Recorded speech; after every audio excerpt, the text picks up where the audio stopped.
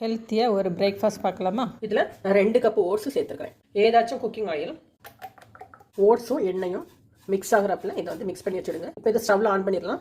Flame வந்து மீடியமாகவே இருக்கட்டும். ஃப்ளேமில் வச்சு இது நல்லா ரோஸ்ட் பண்ணி எடுத்துக்கிடலாம். பிரேக்ஃபாஸ்ட் எடுத்துக்கிடலாம், டின்னராக எடுத்துக்கிடலாம். நல்லா வாசம் வர ஆரம்பிச்சாச்சு. இப்போ வந்து இதை எடுத்துடலாம்.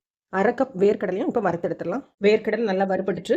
இப்போ நம்ம ஓட்ஸ் நல்லா சூடாறிச்சு. இதுக்கு தேவையான அளவுக்கு உப்பு போட்டுடுங்க. இதில் கொஞ்சம் கொஞ்சமாக தண்ணி விட்டு புட்டு மாவு பதத்துக்கு உதிரியாக பெசரி வச்சுடுங்க. 2 டீஸ்பூன் அளவுக்கு குக்கிங் ஆயில் ஏதாவது சேர்த்துடுங்க. 1/2 டீஸ்பூன் கடுகு, 1/2 டீஸ்பூன் ஜீரகம், 1 டேபிள் ஸ்பூன் கடலைப்பருப்பு, 1 டீஸ்பூன் உளுந்தம்பருப்பு, கருவேப்பிலை, இஞ்சி, வரமிளகா, பச்சை மிளகா, நறுக்கின 1 கப் வெங்காயம். இப்போ பட்டாணி சேர்த்துடலாம். கொஞ்சமாக மஞ்சள் பொடி, தண்ணி சேர்த்துடுங்க. வேர்க்கடலை, சச்சரி வச்சிருக்கிற ஓட்ஸ். ஃப்ளேம் குறைச்சிருங்க, மீடியமாகவே இருக்கட்டும். ஒரு 5 நிமிஷம் அப்படியே நல்லா ப்ரெஸ் பண்ணி விட்டு ஒரு 5 நிமிஷம் ஸ்லோ ஃப்ளேமில் அப்படியே மூடி போட்டுருங்க. மல்லித்தலை. ஸ்டவ் ஆஃப் பண்ணிடலாம்.